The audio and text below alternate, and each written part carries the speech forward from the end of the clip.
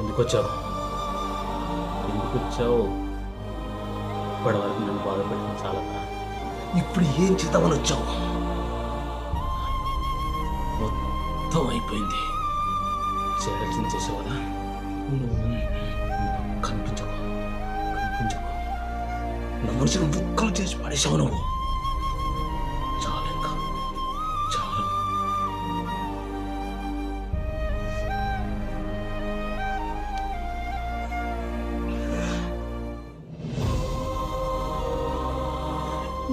ఎందుకే ఇంత జీవితం